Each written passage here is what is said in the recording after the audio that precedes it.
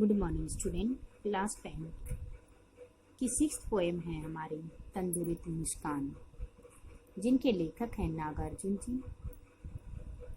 First paragraph हमने कल किया था। सेकंड पैराग्राफ है। सेकंड पैराग्राफ जैसे हमारा आँखों में फिर क्या हुआ यदि हो सके नए परिचित, पहली बार यहाँ तक हमने कर लिया था कि इसमें इसके लेखक नागार्जुन जी कहते हैं उस छोटे बच्चे को कि किस प्रकार से वह टकाटक आंखों से जब मेरी तरफ देख रहा था तो मैंने उसे कहा कि अगर दिन आपका और मेरा पहली बार परिचय नहीं हुआ तो कोई बात नहीं। आगे है, यदि तुम्हारी माँ ने माध्यम बनी होती आज, मैं नहीं सकता देख मैं नहीं पाता जान। इसमें इसके कवि नागार्जुन जी। सबसे पहले हमने प्रसंग लिखना है। प्रस्तुत पद्यांश हमारी हिंदी की पाठ्य पुस्तक की भाग आगे 2 में संकलित यह तंदुरुस्त मुस्कान नामक कविता से ली गई है। इसमें इसके लेखक नागार्जुन जी ने इन पंक्तियों में छोटे बच्चे को संबोधित करते हुए कहा है कि क्या हुआ यदि हो सके नए परिचित पहली बार। इसमें कवि नागार्जुन यदि कहते हैं कि यदि तुम पहली बार आपका और मेरा परिचय नहीं हो सका तो कोई बात नहीं।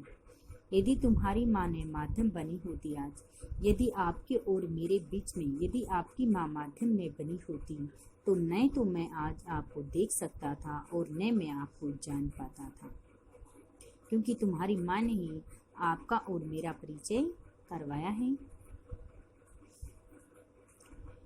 न पाता जान तुम्हारी यह तंदुरुस्त मुस्कान, तुम्हारे छोटे छोटे दुधिया दांतों की यह मुस्कान मुझे बड़ी ही सुंदर लग रही है।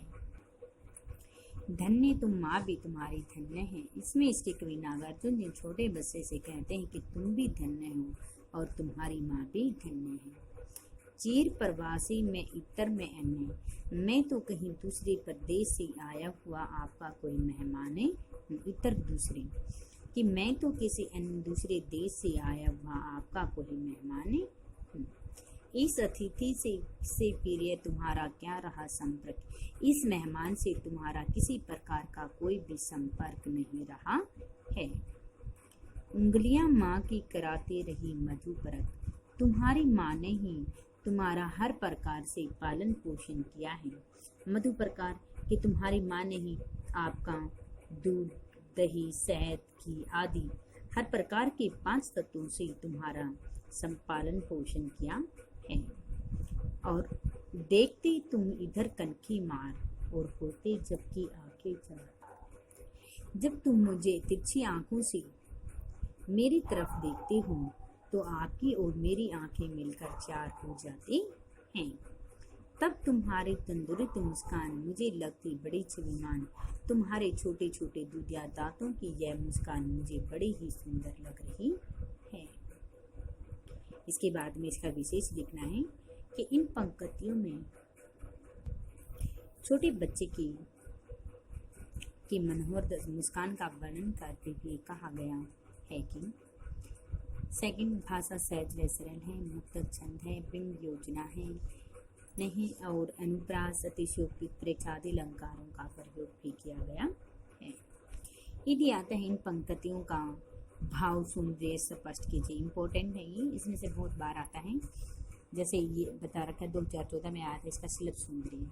जैसे इसमें आता है कि यहाँ से दे किसी तिथि से प्रिय तुम्हारा क्या रहा संपर्क, उंगलियां माँ की कराती रही मधुकर। इन पंक्तियों का भाव काव्य शिल्प सौंदर्य स्पष्ट कीजिए। यदि भाव सुंदरी आता है तो उसमें हमने प्रसंग नहीं लिखना, सिर्फ इन पंक्तियों की हमने जो अभी व्याख्या करवाई वो व्याख्या करना।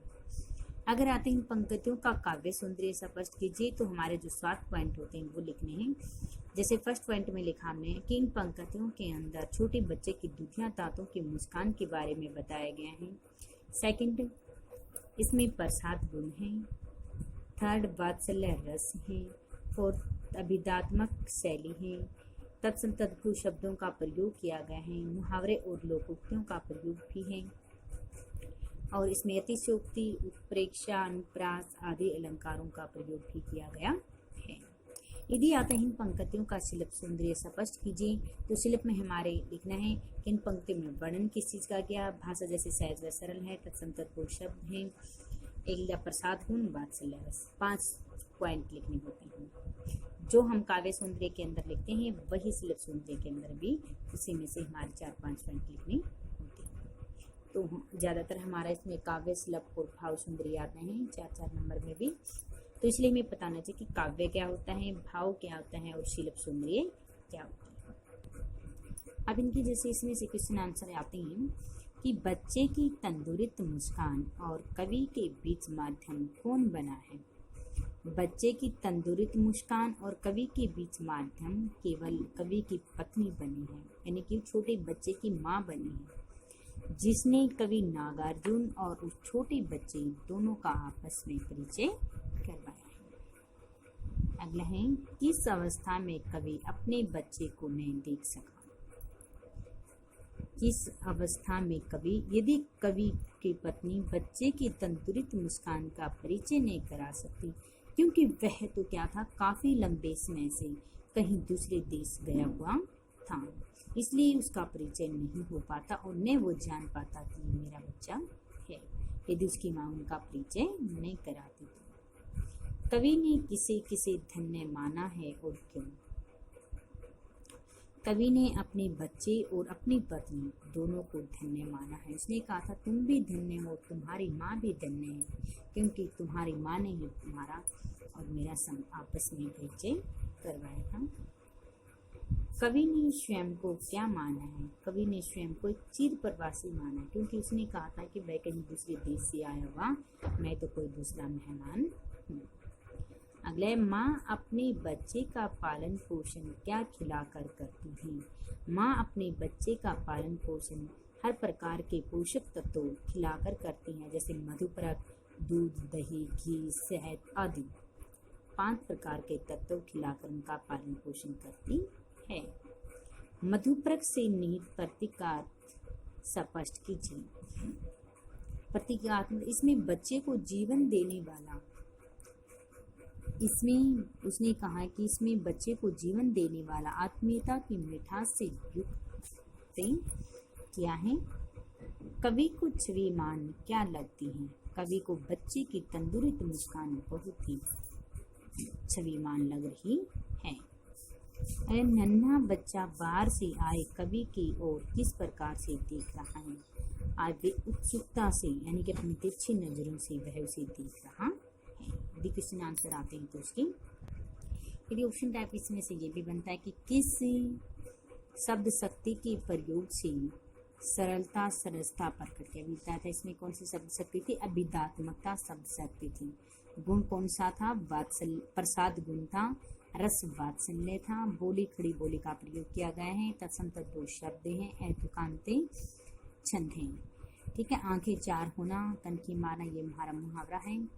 तत्सम तत्व अलंकार बताया गया था। इसमें अनुप्रास से अतिशोक्ति, ठीक है, आदि अलंकारों का इसमें प्रयोग भी किया गया है।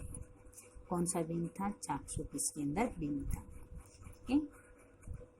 इसमें से फिर हमारा प्रश्न बनता है, जैसे बच्चे की मुस्कान और एक बड़े व्यक्ति की मुस्कान में क्या अंतर है। इसमें इसके कवि नागार्जुन जी कहते कि बच्चे की मुस्कान बनावटी नहीं होती है, वह सहज स्वाभाविक होती है, और एक बड़े व्यक्ति की जो मुस्कान होती है वह बनावटी होती है, क्योंकि बड़े व्यक्ति की तो जो मुस्कान होती है वह हर समय हर स्थिति के अनुसार बदलती रहती है, और बच्चे की जो मुस्कान होती है उसमें किसी प्रकार की कोई निश्चलता नहीं रहती है। और बच्चे की हंसी के अंदर स्वाभाविकता होती है, और बड़े व्यक्ति की मुस्कान के अंदर किसी प्रकार की कोई स्वाभाविकता नहीं होती है। इसलिए बच्चे की मुस्कान और बड़े व्यक्ति की मुस्कान में बहुत अधिक अंतर है। अगला है, तंदुरुस्त मुस्कान से बच्चे की उम्र का अनुमान लगाएं। कि बच्चे की उम्र लगभग 8-9 महीने से 1 वर्ष के बीच होनी चाहिए। उसके मुंह में जब छोटे छोटे दुधिया दांतों के सामान्य इसी आयु से निकलते हैं। वह कवि को पहचानता नहीं, पर उसकी हृदय में उसके प्रति उत्सुकता भाव आदि उसे बुलाना चाहता है। वह अनजान होने के कारण भी उसे बुलाता नहीं, बल्कि कनखी मार के तिरछी आंखों से जब बार बार उसे देख रहा होता है तो वह कहते हैं कि आपका और मेरा संपर्क इसी से हुआ है। आपकी और मेरी आंखें मिलकर उस समय क्या होती, चार हो जाती हैं। बच्चे से कवि की मुलाकात का जो शब्द चित्र उपस्थित हुआ है उसे प्रस्तुत कीजिए। कि वह छोटा सा बच्चा 1 साल से भी छोटा होगा, कमल की फूल की समान वह उसका जो चेहरा होता है बहुत ही ज़्यादा मोहक सुंदर खिलता है। वह इधर उधर अपने आंगन में खेलता, धूल मिट्टी से सना हुआ उसका शरीर होता है, वह बहुत ही सुंदर लग रहा होता है। क्योंकि छोटा जो बच्चा होता है वह रेत के अंदर क्या होता है, काफ़ी लंबे समय से लोटपोट करता है, खेल रहा होता है। अपने बच्चे के बारे में उसे अपनी पत्नी से पता है कि जो लेखक होता है वह काफ़ी लंबे समय से काफ़ी दूर गया हुआ होता है, और जब वह आता है तो उस समय केवल उसकी पत्नी से ही उसे अपने बच्चे का पता चलता है, और तभी वह उसे पहचान पाता है। क्योंकि उसकी पत्नी ही उसे उनके माँ बेटे उनका आपस में संपर्क कराती है, बताती है दोनों को। जब कवि ने कहा था, जब पहली बार उसने अपने बच्चे को देखा और उसके बच्चे ने उसे देखा तो उसने कहा कि यदि पहली बार में यदि वह नहीं पहचानता तो क्योंकि आपका और मेरा परिचय पहली बार हुआ है, इसलिए आप अभी तक मुझे अच्छी प्रकार से नहीं पहचान पाई, लेकिन कुछ समय के बाद आपकी और मेरी पहचान हो जाए। अगला प्रश्न, जैसे कवि ने स्वयं को प्रवासी क्यों कहा है? प्रवासी यानी कि दूसरे देशी। नागार्जुन जी पराए घूमते रहते थे। वे क्या थे? फक्कड़ स्वभाव के व्यक्ति थे। राजनीतिक और घुमकड़ी के शौक के कारण प्राय वह अपने घर से हमेशा दूर रहते थे। इसलिए उसने अपने बच्चे से कहा था कि मैं तो आपके लिए कहीं दूसरे देश से आया हुआ कोई मेहमान हूँ, कि आपका पालन पोषण तो केवल आपकी माँ ने ही किया है। हर प्रकार से आपके हर प्रकार के पोषक तत्व खिला करके मैं तो क्या हूँ, कहीं दूसरे देश से स्वयं आया हुआ कोई मेहमान हूँ। साहित्य में भी उन्हें यात्री के नाम से जाना जाता है। तंदुरुस्त मुस्कान क्या क्या कर सकते? तंदुरुस्त मुस्कान किसी कठोर से कठोर हृदय वाले व्यक्ति के हृदय को में भी कोमलता भर सकती है। वे कहते हैं, जिस व्यक्ति का हृदय पत्थर के समान कठोर है, क्रोधित है जो व्यक्ति, लेकिन उस छोटे बच्चे के दुधिया दांतों की मुस्कान को देखकर वह कठोर से कठोर हृदय वाला व्यक्ति भी पिघल जाता है। और मर्द व्यक्ति के उसकी हंसी तो एक मर्द व्यक्ति के शरीर में जान डाल देने की क्षमता भी रखती है, क्योंकि उसकी सुंदरता से प्रभावित होकर कठोर से कठोर मन वाला व्यक्ति भी क्या होता है, पिघल जाता है। तो हर प्रकार से उसकी मुस्कान में। अगला है, कवि ने मुस्कान के लिए तंदुरुस्त विशेषण का प्रयोग क्यों किया है? कि मुस्कान अपने आप में ही सभी को क्या करती है, अपने आप आकर्षित कर लेती है। कि छोटे बच्चे की जो मुस्कान होती है वही कठोर से कठोर वाला हृदय वाला व्यक्ति को भी अपनी तरफ क्या कर लेती है, वो आकर्षित कर लेता है, वो छोटा सा नन्हा बच्चा। क्योंकि एक नन्ही बच्चे से बालक के छोटे छोटे जो दांत होते हैं, जब वह मुस्कुराता है तो उसकी मुस्कान को और भी विशिष्ट बना देती है। उसकी मुस्कान बड़ी ही सुंदर छविमान लगती है। अगला जैसे, छोड़कर तालाब मेरी झोपड़ी में खिल रही जलजात का आशय स्पष्ट कीजिए। कि जब नागार्जुन जी के उस छोटे नन्हे बच्चे का धूल मिट्टी से सना हुआ जो शरीर होता है बहुत ही सुंदर लग रहा था, तब उसने कहा था कि कोई जिस प्रकार से एक कमल कीचड़ के अंदर उत्पन्न होता है, उसी प्रकार से यह छोटा नन्हा बच्चा भी एक निर्धन व्यक्ति की झोपड़ी में कमल के समान खिल रहा है, खिलता हुआ प्रतीत हो रहा है। और अपने नन्हे बच्चे को देखकर वह बहुत ही अधिक प्रसन्न हो जाता है। ये पाषाण का पिघलना और जल बनना से कवि का क्या तात्पर्य है? कि पत्थर या पाषाण पिघलने का अर्थ है कि ऐसा व्यक्ति जो कोमल जो भावनाएं होती है, भावनाओं से दूर है, परंतु इस सुंदर बालक का कोमल स्पर्श पाकर भी वह कठोर से कठोर हृदय वाला व्यक्ति भी पिघल जाता है, जल के समान पिघल जाता है। उसके अंदर भी जो क्रोध गुस्सा आदि होते हैं वो भी क्या होता है, शांत हो जाते हैं। और वह कहते हैं कि मर्द व्यक्ति के शरीर में भी है इस व्यक्ति की, छोटे नन्हे बच्चे की जो मुस्कान है वह जान डाल देने की क्षमता रखती है। अगला है, प्रस्तुत कविता में किस भाव की अभिव्यक्ति है? कि इसमें ऐसे पिता के मन के भाव को अभिव्यक्ति है जिसमें उसने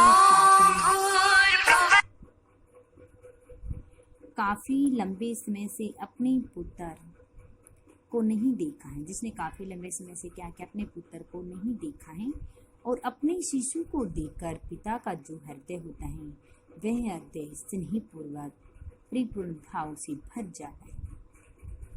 क्योंकि उसका जो हृदय काफी दिनों के बाद जब वह उसे मिलता है तो उस समय क्या होता है, वह उसके प्रति उसके मन में ममता जागृत हो जाती है। कवि ने ऐसा क्यों कहा है कि तुम मुझे पाए नहीं पहचान? कवि की ओर बालक जब निरंतर बिना पलकों को झपकाए लगातार आंखों से दूसरी तरफ देख रहा है तो उसे ऐसा प्रतीत होता है मानो अभी तक यह मुझे पहचान नहीं पाया है। कवि अपने परिवार से दूर रहता है, इस कारण से वह उसका जो नन्हा बच्चा होता है वह भी उसे पहचानता नहीं है। वह उस समय क्या होता है, उसके लिए तो उसके पिताजी एक अजनबी एक मेहमान के समान है, क्योंकि वह हमेशा क्या अपनी माँ के पास रहता है। उसके पिता तो उसे दिखाई नहीं देते हैं, इसलिए उसके पिताजी उसके लिए एक मेहमान के समान माने जाते हैं। कवि और शिशु के बीच माध्यम कौन बना था? कवि और शिशु के बीच माध्यम केवल उसकी माँ ही बनी थी, क्योंकि जो दोनों के बीच एक कड़ी काम करती हैं वह केवल उस समय उसकी माँ ही थी, जो आपस में एक दूसरे के साथ पिता और पुत्र के संबंधों को पहनते हैं। क्योंकि उसकी माँ नहीं होती तो उसको कौन बताता कि ये आपके पिताजी हैं और ये आपका बच्चा है। तो उन दोनों के बीच में केवल उसकी छोटे नन्हे बच्चे की माँ या नागार्जुन जी की पत्नी ही माध्यम बनी है। कवि अपनी आंखें शिशु की ओर से क्यों फेर लेना चाहता है? क्योंकि नन्हा जो बच्चा होता है वह उसे अनजान व्यक्ति, कवि उसके लिए एक अनजान व्यक्ति है, और जब वह बिना पलकों को झपकाए काफी देर तक उसकी तरफ देखता रहता है तो उसे ऐसा प्रतीत होता है कि ये थक गया होगा। तो इसलिए वह कहता है कि आप मेरी तरफ देखते देखते थक गए होंगे, इसलिए मैं अपनी आंखों को फेर लेता हूँ।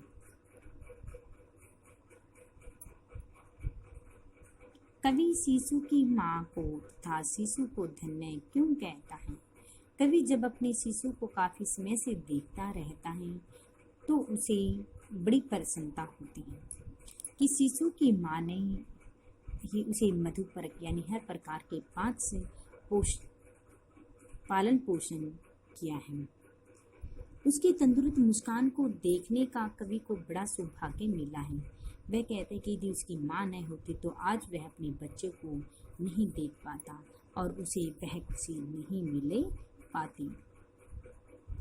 उंगलियां माँ की कराती रही मधुपर्क से क्या तात्पर्य है?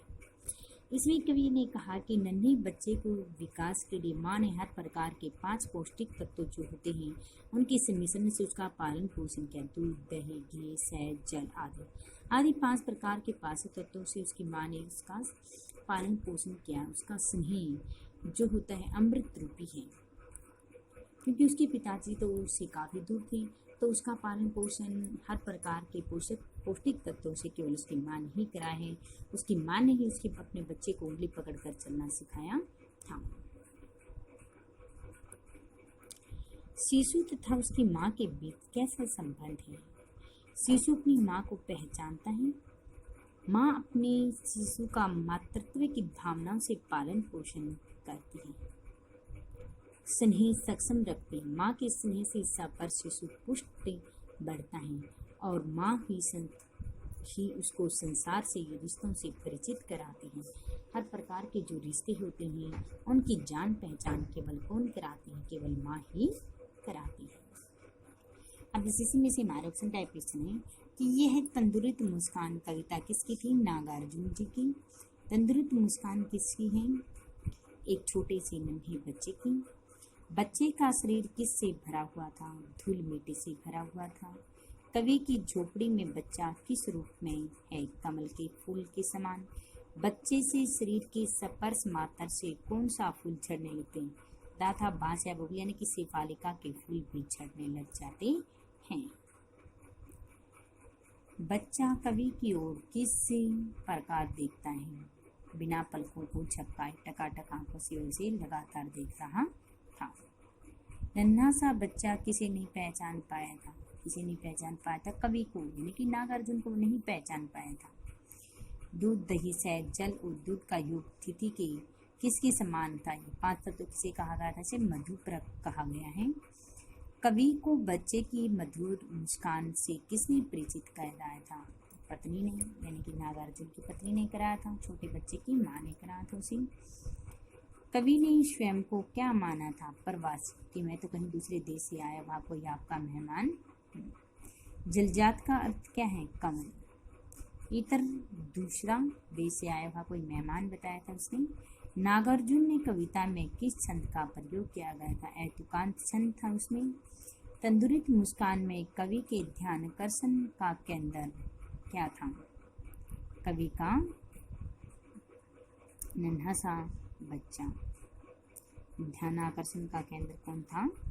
कवि का नन्हा सा बच्चा। तंदुरुस्त मुस्कान में कौन सा काव्य रस है? बताया गया था वात्सल्य था इसमें रस। प्रसाद गुण था और रस कौन सा था? वात्सल्य।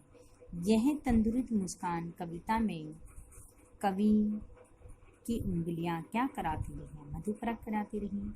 परस पाकर में कौन सा अलंकार है? पै पै के आवर्ती होगी अनुप्रास। कठिन पाषाण पिघल कर जल बन गया होगा से क्या है? जल। क्या बन गया होगा? कठिन पाषाण पिघल कर जल बन गया है। तो ये हमारे ऑप्शन टाइप क्वेश्चन हैं। इनकी व्याख्याएं ऑप्शन टाइप बड़े, ये हमारे राइट प्लस लर्न। कल का हमारा काम